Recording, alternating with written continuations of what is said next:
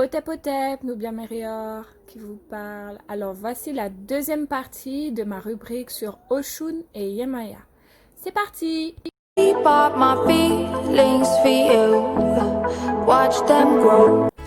Donc dans la première partie, je vous avais laissé deux sons. J'avais mis en fait deux sons par Orisha. Donc j'avais mis Me, Myself and I de Beyoncé et Self Care de Savannah Christina que je vous invite à écouter. Et comme ça, vous découvrirez bien l'état d'esprit d'Oshun et sa vibration. Et j'avais mis comme son, donc pour Yemaya, j'avais mis Africa d'Angélique Kidjo et Gambia de Sona Jobartet. Donc je me laisserai leur nom en barre d'infos, comme ça vous pourrez trouver le titre exact et enfin découvrir ou réécouter ces superbes sons qui illustrent bien l'énergie de nos divines orishas qui sont Yemaya et Oshun. Aujourd'hui, je vais parler un peu des aspects qu'il est important de connaître en fait lorsque vous voulez d'une certaine façon invoquer que ce soit Oshun, que ce soit Yemaya dans vos vies pour bien comprendre en fait quels sont leurs attraits et savoir précisément qui invoquer à quel moment. Donc commençons.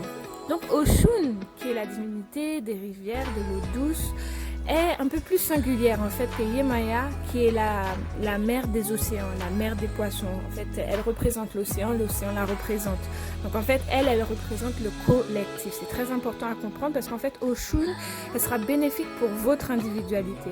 Elle va travailler sur votre énergie féminine divine. Donc lorsque vous manquez de confiance en vous, lorsque vous vous trouvez pas assez féminine, lorsque vous souhaitez retrouver l'estime de vous, lorsque vous voulez être plus sensuelle, lorsque vous voulez atteindre la prospérité également. Voilà, vraiment faire ce travail sur vous-même, c'est elle que vous appelez à vous assister. C'est elle.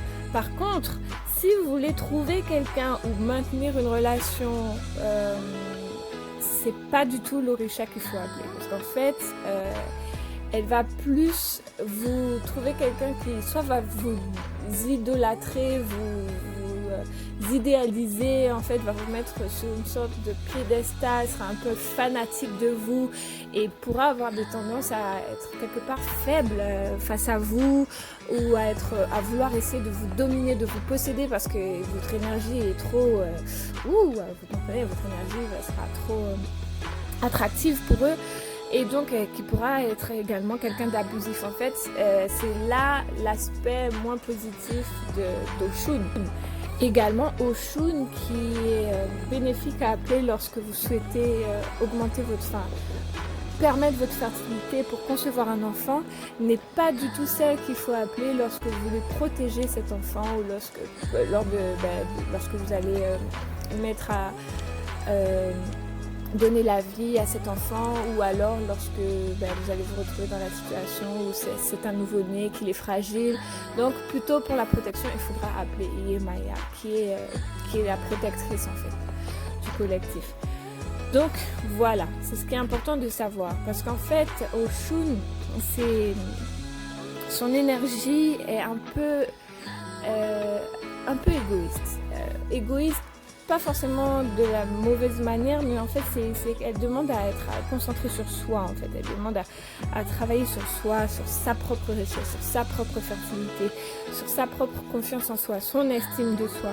Et Oshun en fait c'est l'aspect plus jeune de Yemaya qui est la mère, qui est la mère des mères, qui en fait va soutenir le collectif, qui va forger l'individu à travers le collectif. C'est pas comme Oshun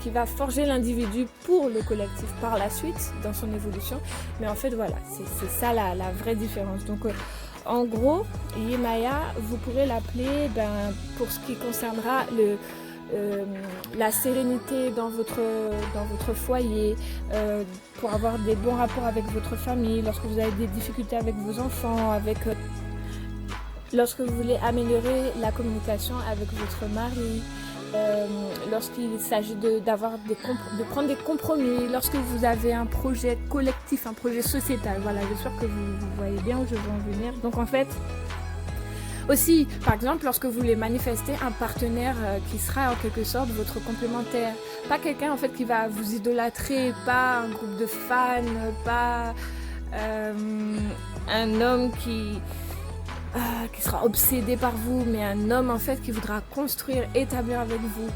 C'est Yemaya qu'il faudra. Et certainement pas Oshun, parce que justement en fait il faut connaître l'histoire d'Oshun qui fera partie d'un 3e podcast que je compte faire. Et là en fait je vous parlerai un petit peu de la genèse, de l'histoire d'Oshun, et vous comprendrez mieux en fait pourquoi déjà Oshun c'est l'aspect jeune de Yemaya en fait, et pourquoi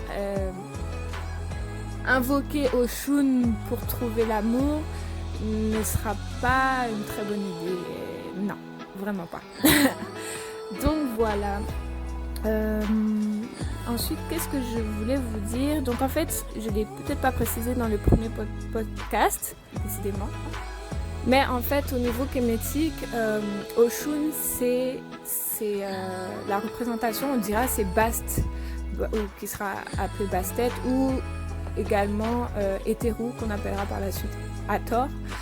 Donc qui sont ces Nétérus, divines énergies de l'amour, de la beauté, de la musique, de l'amusement, de la sensualité, de la sexualité, de la féminité. Et donc en fait le lien est bien là. Le lien est bien là. Et bientôt également, je compte en parler en fait, cette espèce de analogie qu'il y a entre les différentes divinités que l'on retrouve en Afrique, et en fait que ça représente la même énergie mais selon les croyances d'un autre peuple, et qu'au final c'est comme ça que se sont construits plusieurs égrégores à travers le monde. Pour finir sur Oshun, Oshun c'est une énergie divine qui aime être admirée.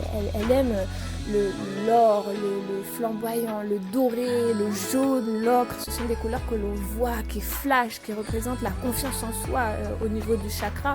Donc en fait, elle n'aime pas passer inaperçue. Et si on doit faire également encore une fois une analogie, en fait, elle représente cette lumière solaire. Le soleil, on le voit directement, c'est le plus gros, c'est celui que l'on va caractériser en astrologie par l'ego, par le lion, le roi des rois des animaux, vous voyez. Donc en fait, Oshun, c'est pas quelqu'un qui a envie juste d'être dans un couple où elle fait de compromis pour quelqu'un.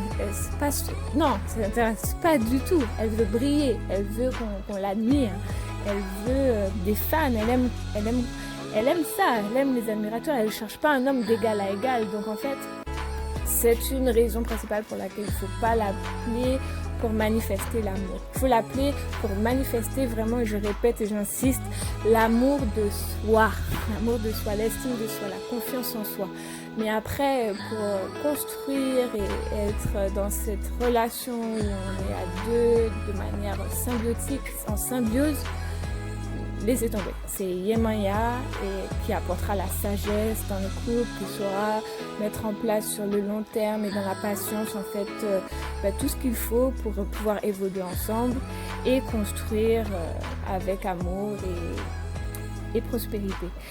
Donc voilà, j'espère que ce podcast vous aura plu et n'hésitez pas à me poser des questions, à vous abonner à ma chaîne YouTube, à me mettre un like et à très bientôt. Prenez soin de vous. Ankuja Seneb.